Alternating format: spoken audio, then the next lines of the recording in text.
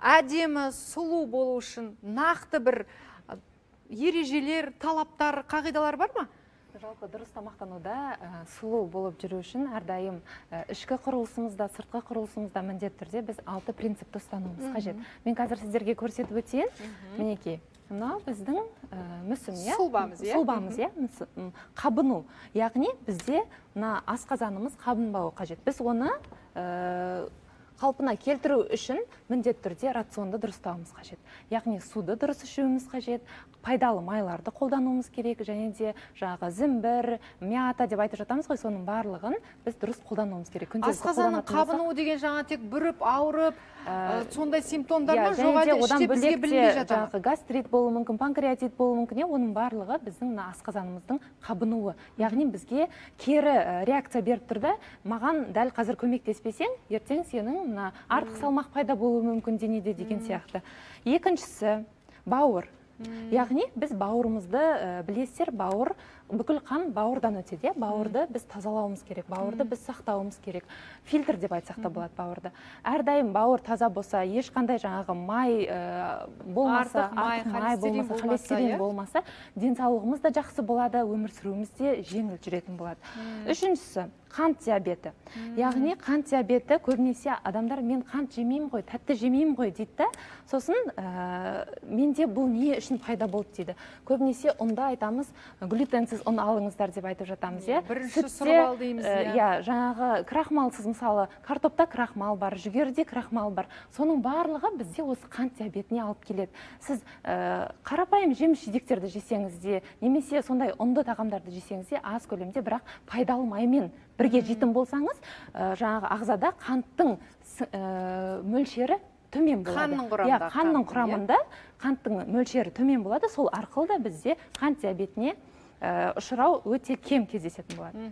Мүлдем кездеспейтін жағдайлар да өте көп. Келесі, зәр шығару жүйесі. Яғни зәр шығару жүйесі бізде мына күнделікті, егер біз суды дұрыс ішетін болсақ, күнделікті біз өз салмағымызды 30-ға көбейткен кезде сол жердегі шыққан сан, ол біздің жаңағы бір күнде ішетін нормамыз. Одан бөлек те міндетті түрде күнделікті көбірек жүруіміз қажет. Көбірек жүретін болсақ, бізде қан айналымы жақсарады. Қан айналымы жақсарған кезде бізде үлкен дәретте, кіші дәретте жақсы толығымен шығатын болады. Яғни бұл жерде жаңағы іш қатуды да айтсақ болады, көбінесе іш қатуда проблема жаңағы сумен келеді, немесе біздің рационда тек қана диета ұстап, қою тамақ және де пайдалы майдың болмағандығынан пайда болып жатады. Пайдалы май егер біз қолданбайтын болсақ, біздің теріміз құрғап, шашымыз түсіп, шашымыздың терісінің барлығы қабыршақтанып, қайысқақ деп айтып жатамыз ғой, соның барлығы біздің пайдалы майды қолданбағанымыздан. Салмағына байланысты су ішу. Яғни, мен жаңа айтып өттім, біздің артық салмақ болмас үшін міндетті түрде салмағымызға байланысты су ішуіміз қажет. Су ішсем ісініп кетем деп көбісі ішпей жатады ғой енді. Жатады.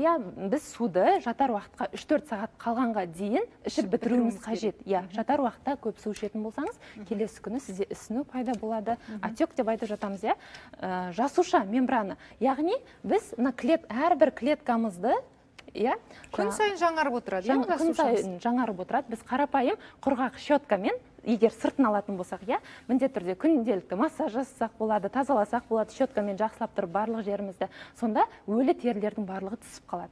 Ал ішкі жағынан біз күнделікті пайдалы майлармен, пайдалы тағамдарды, дәрумендерді қолданатын болсақ, рационда, соның барлығы жаңа клетка тууына өзінің жақсы ықпалын тигізеді. Толыққанды жасуша жаңағы мембранасы түгелдей қалыпты болатын болса, онда бізде ағзада бүкіл дәрумендер жақсы сіңетін болады.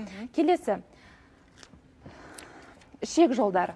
Яғни, ең бастысы бізде ішек жолдарында, осы жерге қояйын, ішек жолдарында застой болмау керек. Яғни, бүкіл шлактан тазалану қажет, токсиннан тазалану керек. Оның барлығы біздің рационда. Айналып келгенде барлығы көкөністер, жемістер, клетчатка деп айтып жатамыз ғой, соның барлығы біздің рационда міндетті түрде болу керек.